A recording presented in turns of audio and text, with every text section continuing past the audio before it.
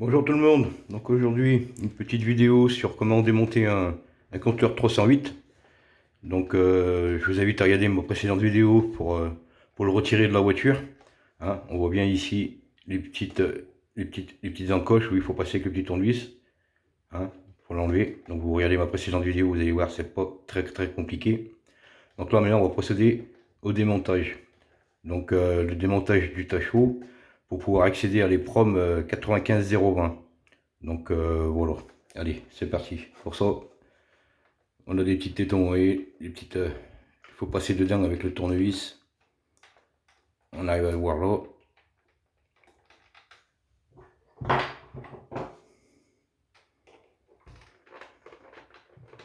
Donc voilà.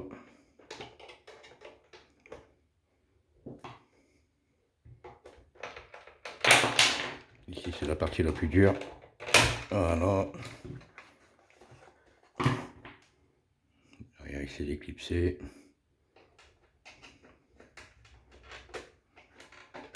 Vous voyez, petit téton blanc en bas, on appuie bien dessus.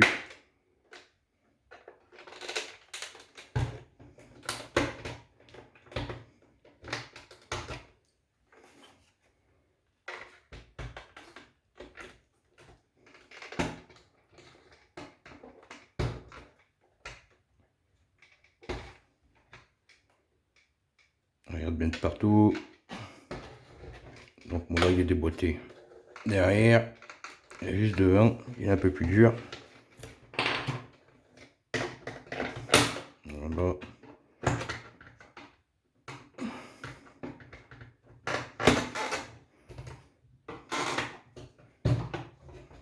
Donc là en l'occurrence c'est tout venu. Il me reste que cette partie là. Donc on voit que celui-ci rentre là.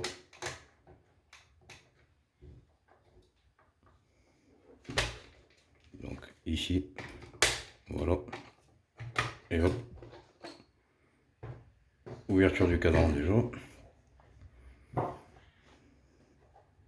Donc ensuite on se retrouve, on a 5 petites vis, 4 et 5. Ceci vous pouvez le retirer.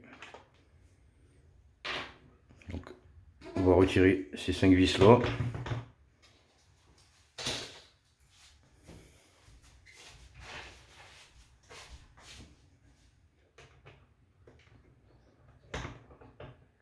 Donc ceci est pour lire l'EPROM 95 020 ou 25 020, ça dépend comment elle est écrite dessus. Donc c'est pour la lire avec un iProg plus programmeur et la modifier. Donc pourquoi la modifier? Ben, tout simplement parce que j'expliquerai dans ma prochaine vidéo. Tous ceux qui ont eu des problèmes de BSI ou de compteur, ben, quand on ne sait pas, ben oui c'est sûr. Voilà, on essaye un BSI dans sa voiture pour savoir si ça vient du BSI. Et puis ben, on se retrouve forcément des fois avec un kilométrage beaucoup plus élevé. Ben, ça fait pas rire. Pareil pour le compteur.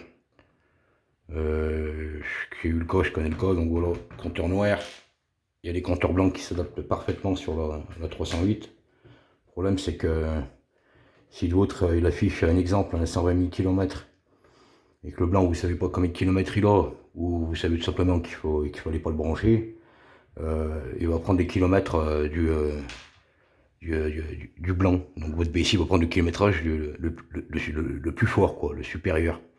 Ce qui veut dire que, ben, encore même cas, ça fait pas rire parce qu'on se retrouve avec un kilométrage supérieur alors que voilà, on avait 120 000 et on peut se retrouver avec un kilométrage à 200 ou 300 000. Donc là, je vais vous montrer comment récupérer votre kilométrage. Alors à savoir que la meilleure solution, si vous avez un problème de BSI, donc je vous le dis tout de suite, si vous avez un problème de BSI ou de compteur, changez pas que la BSI ou que le compteur. Un compteur ça coûte pas cher, hein. Essayez de prendre le compteur et la BSI de la même voiture. Au moins vous ne retrouvez pas avec un kilométrage supérieur, hein. Vous pouvez remettre le vôtre après derrière avec votre BSI, ça sera bon, hein. Donc voilà. Donc comment ça fonctionne ici? Donc, apparemment il y a un qui, hop là, prendre un capiton de vis là. Voilà, il y a deux petites encoches ici.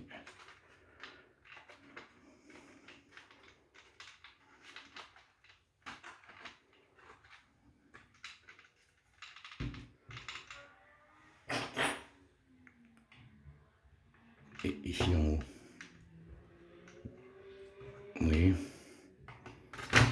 Voilà. Donc, emboîter là, là, et les deux là derrière. Donc ces deux ici, là. Oui. Il n'y a rien. Donc là on a notre tâche.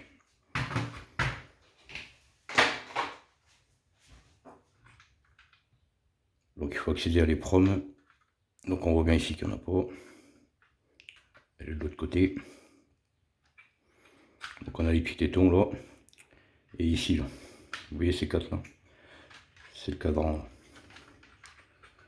On va faire sauter. Je ne sais plus lequel là. Voilà. On ouvre les petits tétons.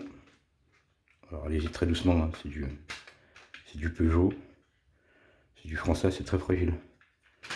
Le plastique, c'est vraiment de la merde. Là, voilà. Alors chose, voilà, là il a bougé, il a débloqué. Ce qui le tient maintenant, c'est les aiguilles. Donc il faut déconnecter les aiguilles. Alors savoir les aiguilles, c'est pas grave si elles sont à l'ouest.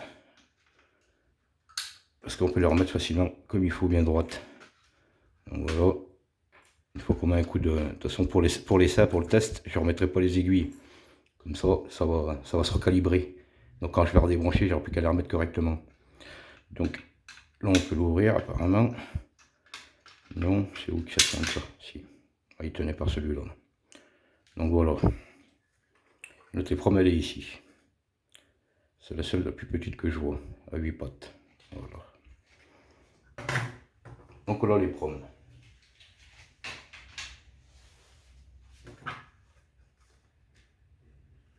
Donc je vais la regarder quel sens elle est. Et je vais vous dire ça tout de suite. Donc moi je utilise une petite loupe comme ça avec une petite LED, c'est bien pratique. 25,020. Et elle se lit comme elle est. Ok. Donc voilà. C'est écrit 25,020 comme ça. Je fais mes capes. Voilà. Donc comme c'est écrit, la pin 1 elle est en bas à gauche.